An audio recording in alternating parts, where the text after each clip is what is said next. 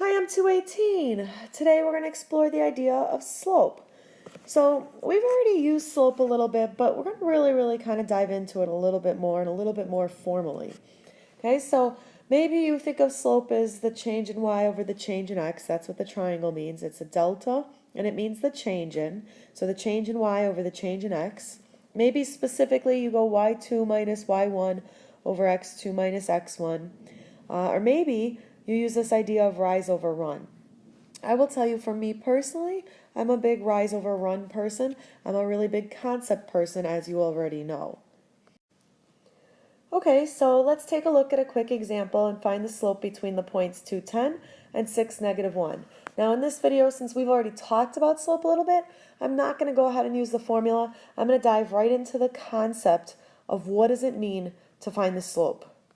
A slope is a ratio. It's a ratio connecting two things. It's connecting the rise between 2 points, as denoted by the y values. Okay, and my example here from 10 to negative 1, that's not a rise. That's going to be a fall.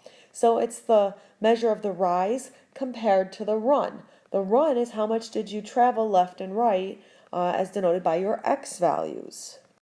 Okay, so if I compare and take a look from 10 to negative 1, I can say I didn't rise, but I fell. So when I fall, I have to put a negative in there, and I fell a distance of 11.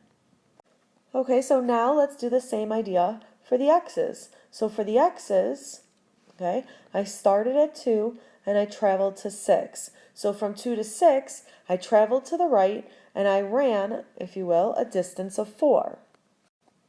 Okay, and that's it. There's my idea of my slope. My slope is a negative 11/4. All right, that seemed easy enough, right? So here's one for you to try. Find the slope between negative 8.7 and negative 3.12. You may want to pause the video here to try it out.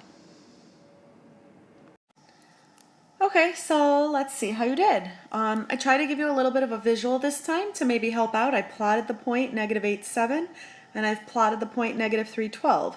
So hopefully when you're thinking about the rise is where we compare the y values. So from 7 to 12, that's a rise of 5 here in the purple. Okay, the run, that's where we compare the x values. So from negative 8 to negative 3, it stays to the left of the origin here. Okay, the distance from negative 8 to negative 3, that's a distance of 5. So my run is also 5. 5 divided by 5 gets me a slope of 1. And I'm done.